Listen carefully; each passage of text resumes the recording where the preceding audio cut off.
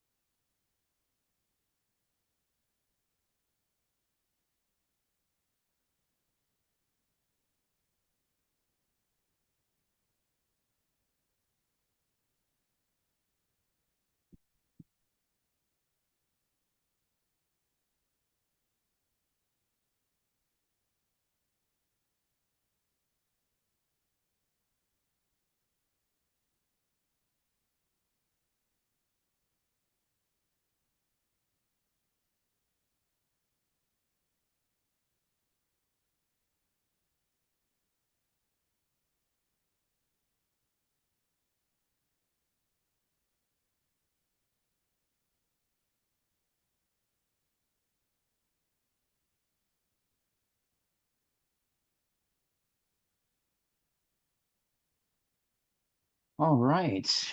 Welcome everyone to our Campus Climate Corps daily briefing number 3 of our coverage live over in Baku, Azerbaijan.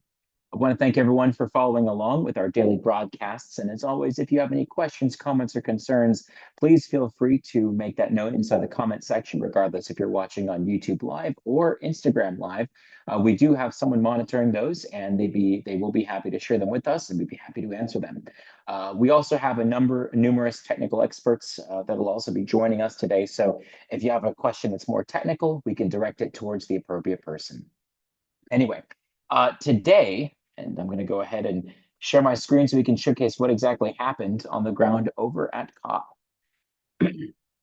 Okay, so today was finance, investment, and trade over at COP29. Now I realize that finance was yesterday, but we have to make everything special and add 2 more words, or at least 3 here, investment and trade now, because those take equally important roles when we're discussing the developments that take place on the international level with regard to the climate crisis. So first of all, developing nations' financial needs.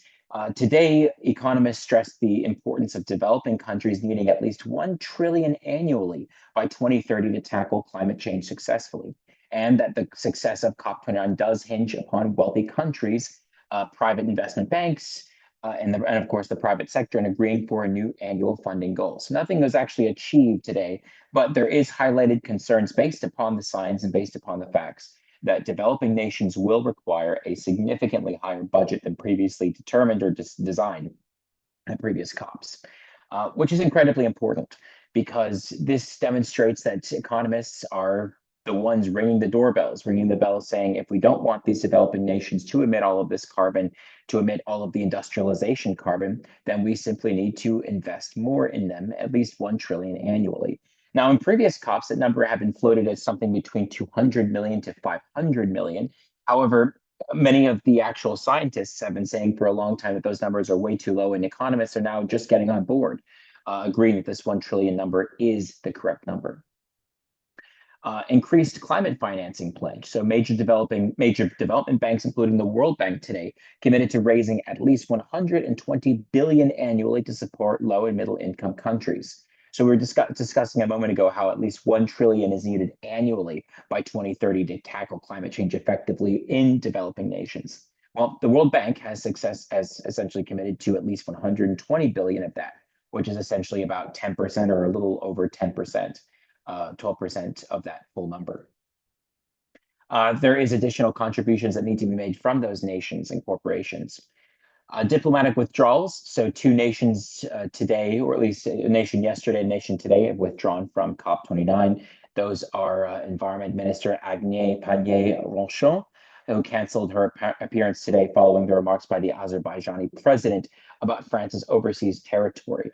I believe there's a lot of protests that are taking place in New Caledonia at the moment. So the Azerbaijani president Aliyev came and said essentially a lot of very negative remarks regarding France's treatment of New Caledonian citizens, as well as France's previous history as a colonial nation. Keep in mind that Azerbaijan itself was never colonized by France. Now, Argentina's president, Javier Milei, also withdrew Argentina's delegation from COP29, mostly due to climate skepticism. Now, whether this was due to some backdoor deals or whether this was due to some politics under the covers, that is yet remained to be seen.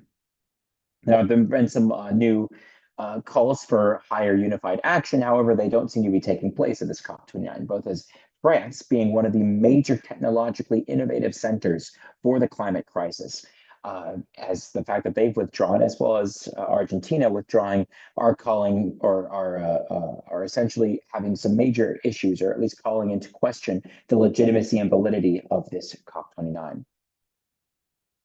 The Azerbaijani foreign minister, despite the fact that Aliyev's anti-France rant on the stage, the Azerbaijani foreign minister has claimed that COP29 is a friendly place for all, and essentially in a bid to call back some of those nations that have withdrawn from COP29. Now, also today discussed at the Conference of Parties was the future of labor. Dr. Salim Al-Malik from ICESCO noted that 80 to 85% of future jobs don't yet exist. This is essentially a monologue that he had delivered on AI and the fact that many of the future jobs with regard to the green revolution and any other future jobs from climate change, those jobs have not yet to exist, and therefore adapting skill sets for the youth is incredibly important. Now, this is something to note here that we as Campus Climate Corps have been calling for this at least since 2015. We have been on the train of youth are not yet prepared for a world where the climate crisis is both strong and coming for everyone's essentially their futures. So the fact that others are also calling for this now is both a positive thing and a negative, given the fact that it's taken so many years for folks to get on board that train. The focus for policy for transitions, Dr. Azar Birmarov from the OIC Labor Center emphasized that training for SMEs and implementing policies to help young people and women transition into climate-focused careers. This is essentially another talk that was based upon the previous one just discussed, how a lot of young people and women are needed to be included in the development for these future jobs. Now, Dr. Fadi Farrar from White Shield recommended that there is a need for comprehensive national policies involving investment, innovation, and education with regard to the labor and job market that must be made on the national level. So essentially, a lot of folks, especially from private companies, and interestingly from Saudi Arabia, a lot of folks have been coming together essentially saying that national investment is crucial and is key, and it's something that the private sector will not innovate, will not evolve until forced to, or until it's economically sufficient for those private companies to develop at that rate and that role. The Global Labor Resiliency Index, Dr. Aid Safadi, also from White Shield, presented at the Global Labor Resilience Index, one of the pavilions, presented at one of the pavilions, the Global Labor Resilience Index. That index measures the resilience of labor markets in facing disruptions by climate change, and essentially introduced this index as a way for us to gauge just how valuable labor markets are in the future, at least how effective they'll be during that time period. Now, let's talk about nuclear, because nuclear has been a subject that is talked about a heck of a lot more than previous COPs. The IAEA has advocated for years that the nuclear's energy role in tackling climate change must be monitored, studied, and utilized. Essentially, nuclear is a significant force for change and is there to offset a lot of the carbon emissions that are not going to be covered by solar, wind, and geothermal. The International Atomic Energy Association, it's IAEA, the Director General Rafael Mariano Grossi has engaged with many of the leaders today. In fact, we saw multiple folks on stage with their Director General, for everyone from the White House Chief on Nuclear Relations to as well as John Podesta, who is the Chief Science or Chief of the White House Climate Change Advisory Council. Talk about how nuclear can help us reach our net zero goals a lot faster than any other net zero energy efficient technology. That we can use nuclear to support things like food security, water resources, and ocean health. Building up on the COP28 momentum, COP29 has essentially been another year where multiple nations have agreed to commit to at least a tripling their nuclear capacity by 2050. And that also, interestingly, includes the Italian Prime Minister. She has on multiple occasions come out as not as somewhat of a little bit of a skeptic when it comes to what kind of energy that we should be investing in when it comes to the climate crisis. However, she is also one of the folks who has promised, or at least pledged, that Italy will also join this tripling of nuclear on that front. All right. And with that, I am now going to end the first monologue and turn it over to what many on our program consider to be the best part, and that is Michael Fiddler's discussions, or at least his showcasing about what's actually happening on the ground through pictures, through video, which tells more than 1,000 words, right, Michael? I certainly hope so. So obviously I have another set of photos prepared for our audience. So let me share my screen and let me show you the images I took today. This would be the first image of today, which is basically just a view of the center of Baku. Interestingly, I have been to Baku for almost a week now, but I have not made it to the old town or to the downtown yet, simply because we just commute between COP and our apartment all the time. I'm kind of looking forward to the day off on Sunday, when hopefully I'll finally make it to the city center. But let's get to COP. When I got there today, I got kind of confused if I'm at the right COP, because I saw several signs, welcome to COP30. That's the next COP taking place in Brazil, in Belém, in Amazonia, next year. And the good news is that we know in advance where the next COP will take place, because Azerbaijan, it was pretty uncertain when we were in Dubai last year. We simply didn't know where the next COP will take place. Fortunately, or unfortunately, I guess it's fortunate, Brazil knows that it will organize COP30, and they know about it for more than a year now. So we believe that the next COP will be very well organized, since they have such a good head start. So obviously, I walked to the Brazilian pavilion just to have a look how they are getting ready and how they are promoting. And the next COP, and you can see on this image on the top left corner, they already have the signs, "See you at COP30." So they know they are planning for it, and I think it will be very colorful and very nice COP. Obviously, Brazil, it's many indigenous people, and if you walk around the Brazilian pavilion or anywhere else, you very often see some of the indigenous people in their local clothes and feathers and stuff like that. One more image from the Brazilian pavilion. It looked very organized today. I had a very good feeling about the pavilion, and this was just the last image from the other end of the pretty large Brazilian pavilion. So I'll see you at COP30. But we are not done with COP29 yet. So a few more images from COP29. I went to the Ukrainian pavilion, and it was all about rebuilding the Ukraine's energy system, because the war is taking a huge toll on the Ukrainian energy system. I read in the news that almost 80% of the energy sector in Ukraine is already destroyed, and with the upcoming winter, the third winter of the war, this will be a very rough winter for Ukraine. They were showing there some images, say, from the Kakhovka reservoir, or the water plant, which was damaged, which was basically blown off, and just give you the scale, the lake or the dam that was destroyed held as much water as the whole Lake Okeechobee in Florida. So imagine that there is a dam on Lake Okeechobee, and you just blow it off, and all the water has to go somewhere. So that's a huge disaster, or they call it ecocide here. The positive side of the Ukrainian pavilion is that they are proposing that they are going to build the energy sector again, and they are going to build it greener. So they are offering solutions to build it better and build it back in a greener way. There are some of the signs are saying that there might be over 4 million green jobs. So that's a hope for those days when the war will be over. And obviously, they are also mentioning that bringing these green jobs might kind of for stop from Russia receiving the billions of dollars they are receiving for selling the fossil fuels. One last image from the Ukrainian pavilion. I was surprised how international the panel was and also the audience. It was really very international. It was all in English, and it gave me a very international feeling.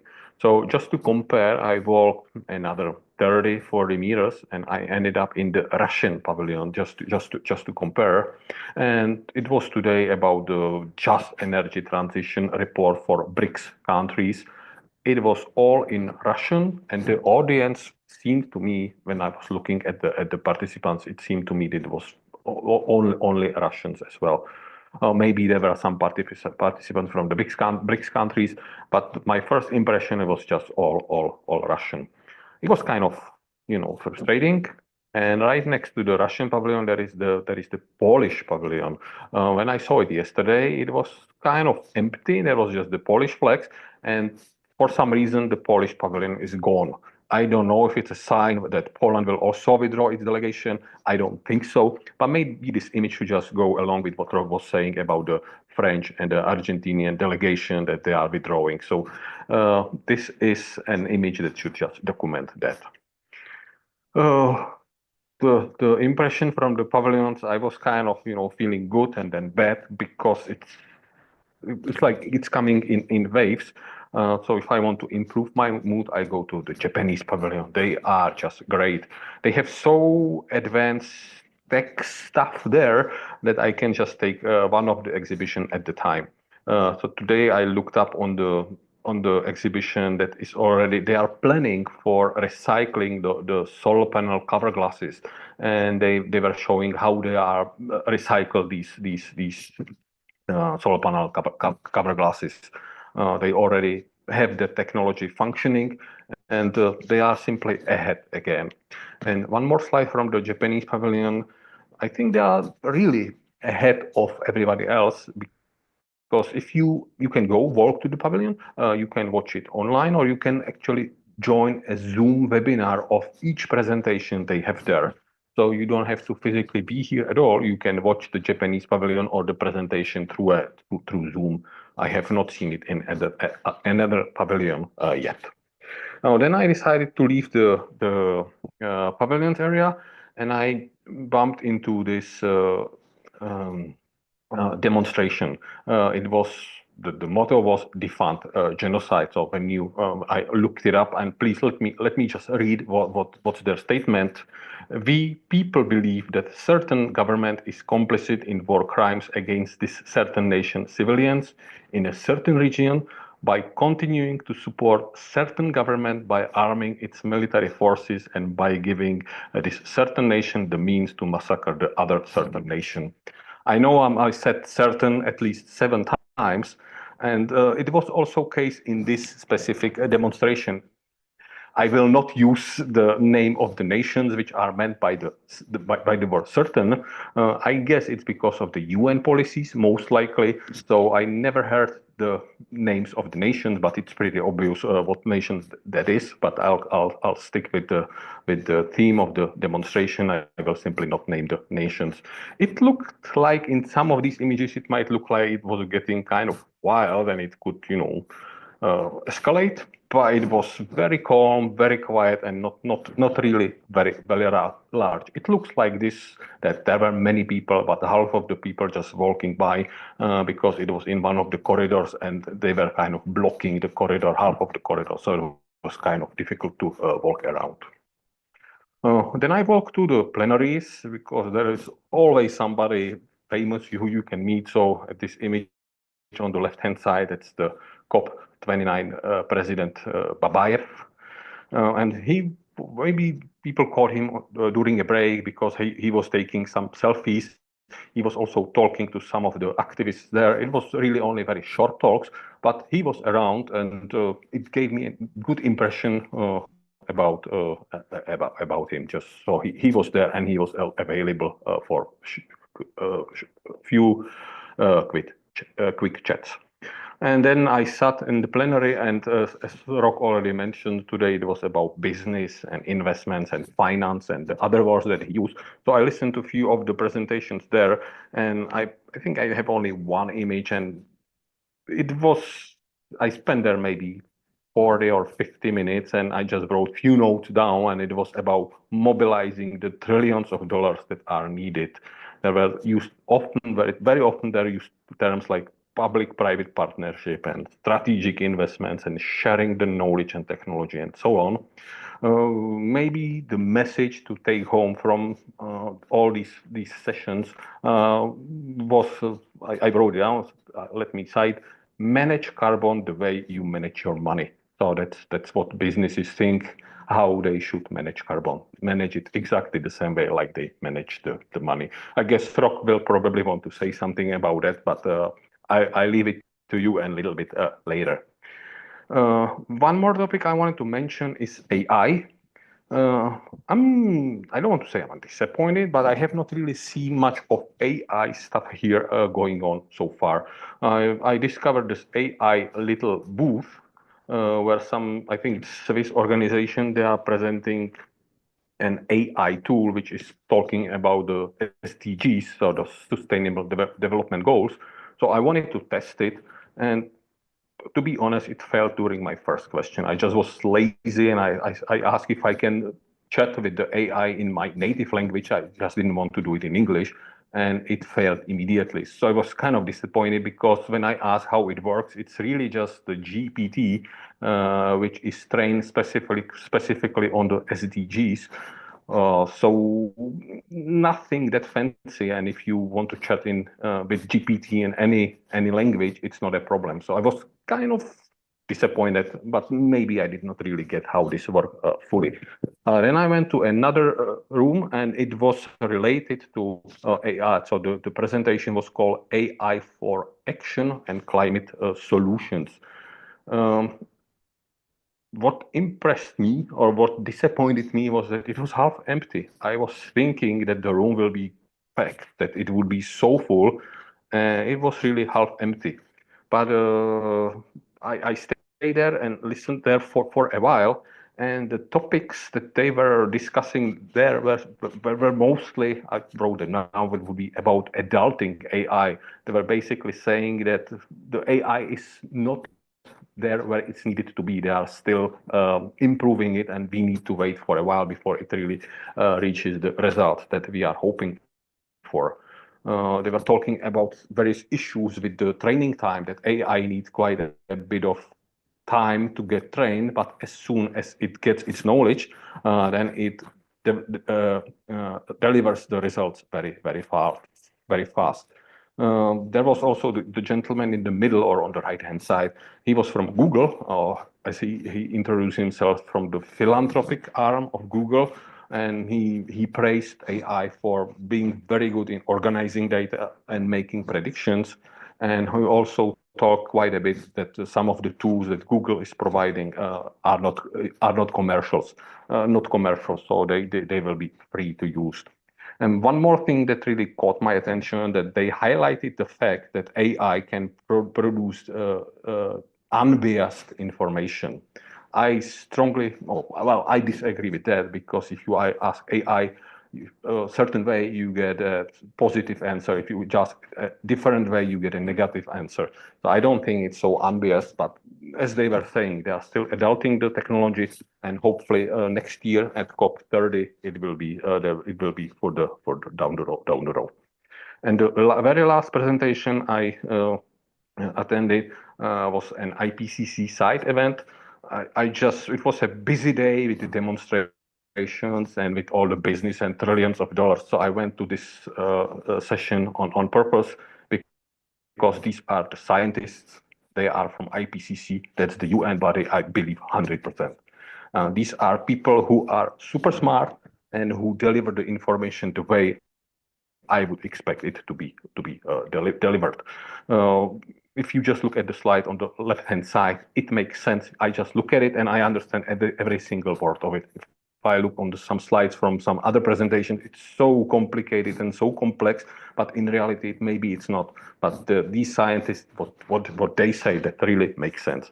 So there is a new chair of IPCC. His name is Jim Ski. He's from Scotland, or he was a professor at the University of London. And when he talked, it was so pleasing. I just enjoyed listen to him.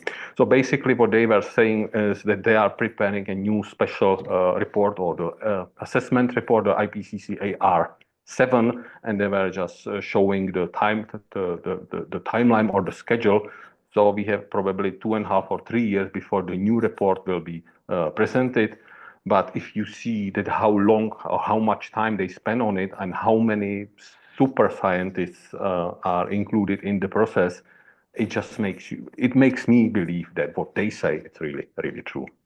And this would be the last image of the day when I was just leaving COP. It was after a rain, so I could not resist and I had to take this very last image of the day. And with being this said, I'm turning it back to you, Rock. All right. A lot of great information displayed in photos. You've pretty much written a book there, Michael. I also passed by the Polish pavilion, and I also was looking around, so actually trying to find if I could find any information on the Polish delegation. Apparently, yesterday or 2 days ago, the Polish president or the Polish premier was saying something along the lines of Azerbaijan's done a great job hosting the session. But then yesterday there was a group leaders or there's a world leaders group photo, and the Polish PM refused to join in the group photo because he was somehow, and I can't believe you would screw this up at a conference like this. He was right next to Lukashenko, which is the president of Belarus. And if anyone knows anything about politics between Poland and Belarus, you know that they're not presidents of each other's fan club. So anyway, again, I wonder how you screw that up. Um, Now, I am going to turn this over to our newest member of Campus Climate Corps, who will be doing a segment on all of the interesting sessions that he's attended today. So without further ado, I'm going to turn it over to Matthew Hill.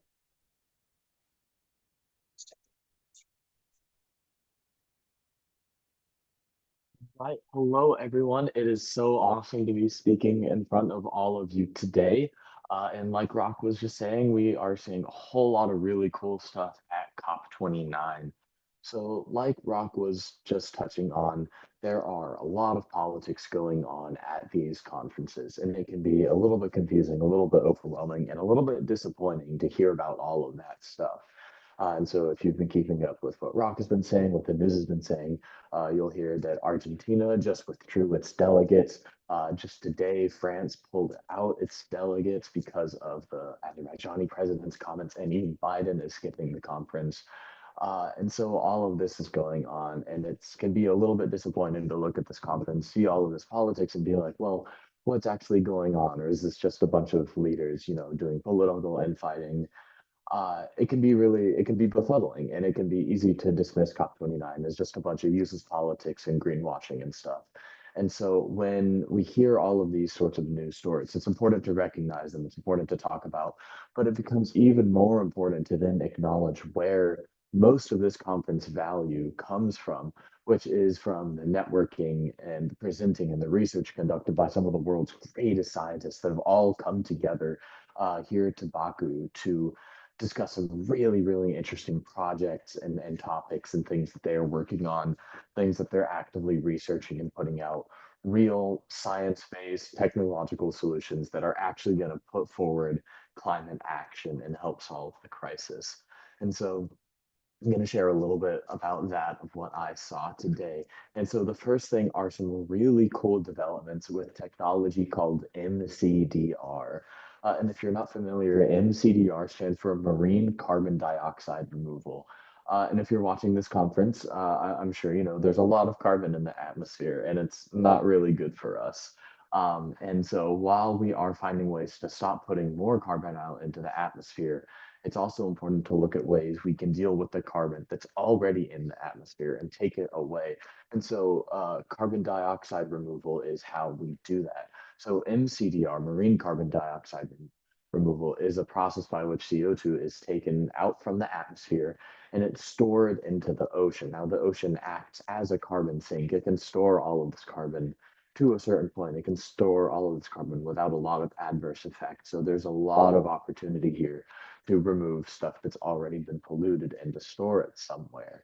And so that makes MCDR a really important mitigation technique to address pollution that's already occurred and try to alleviate some of the consequences of global warming. And so, unfortunately, because of the global scale of global warming and the global scale of all of the methods that we have to fight against global warming, there's going to be a lot of politics that just still come up, even when you're trying to avoid them, when you're talking about the science. So, back in 1996, there was a treaty called the London Protocol.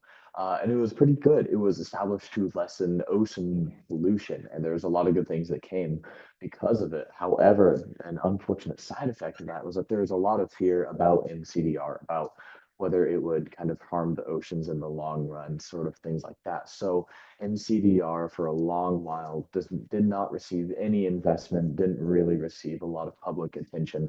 And so it's a very new field in the fight against climate change. However, a couple of years ago at COP26, countries were releasing their commitments to becoming net zero for carbon. And because of all these commitments these nations were making, they got more and more interest in things that could remove carbon that's already been put out. Because sometimes it's easier to just remove carbon than it is to, stop making it in the first place. So that has made MCDR a lot more viable as an option. And it's a super interesting process that I would encourage any of you who aren't familiar with it, 100% encourage you to go and research that because it is some truly fascinating stuff. And because it is so new, it is somewhat unknown how effective it might be and how scalable it might be to curb global warming. But it is nonetheless really, really important and really, really cool to look into. Um, Another really cool development that I saw at COP29 today is the Fossil Fuels Non-Proliferation Treaty. And so this is a really cool combination of politics and science, and it was conducted at the Cryosphere Pavilion. So it had a really, session that was talking about this non-proliferation treaty was very much focused on the cryosphere, on Arctic areas which the effects of climate change on these parts of the world are very well documented. Melting ice caps is responsible for so much of these rising sea levels. It is causing the dying out of species, and a more recent effect that we've been learning about is the methane emissions that are coming out from melting permafrost. So there are some really dire consequences from global warming in Arctic areas. So there's a vested interest from anyone who cares about that sort of area in the non-proliferation of fossil fuels. And so already quite a few nations have signed together onto this agreement. Colombia, Fiji, Samoa, and several others, as well as the World Health Organization and many, many other smaller organizations and individuals have all signed onto this. And hopefully by the end of this conference, more people are going to sign onto that treaty as well, which can be really, really, really good for putting the Paris Accords goal of limiting global warming to 1.5 degrees Celsius could make a big difference in keeping that 1.5 degrees within reach. So that's a really interesting thing to look out for. And again, it's called the Fossil Fuels Non-Proliferation Treaty. And then one last thing that I'll talk about before I get out of here was a session I saw about artificial intelligence and the climate, which is a super interesting topic to look into because for at least for American university students like myself, a lot of what we see of AI is our friends going, "Oh, hey, I can use ChatGPT to cheat on my essay. My life is so much easier now." And then some of us that aren't on that team will go, "Oh man, I wish people weren't doing that. I wish people were reading and learning." So it's really, really important to look at the good stuff that AI can do as well. And so something, a definitive factor of artificial intelligence is that it can take in a whole lot of information at once and process it pretty quickly and pretty accurately. And so this has a lot of applications in the climate field of taking in geospatial data, of taking in atmospheric data, and helping to process it and put out translations of that raw data a lot quicker. And so that's definitely something that needs a lot more work put into it, a lot more research put into it. And from my end, definitely a lot more personal research put into it, because it's a very, very much so a new idea to me, something I'm very unfamiliar with. And getting to see some of the world's leading experts in, the intersection between AI and climate change come together and talk about it, super, super fascinating, no matter how familiar you are with that field. And that's going to do it for what I saw today. I'll pass it back over to Rock.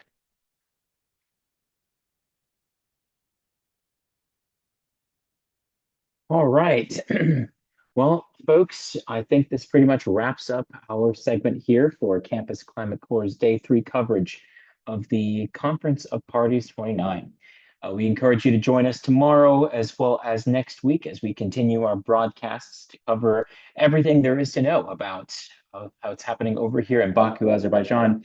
Until next time, we wish you all the best, and we'll see you all tomorrow. So thanks for tuning in, folks. And as always, feel free to follow our social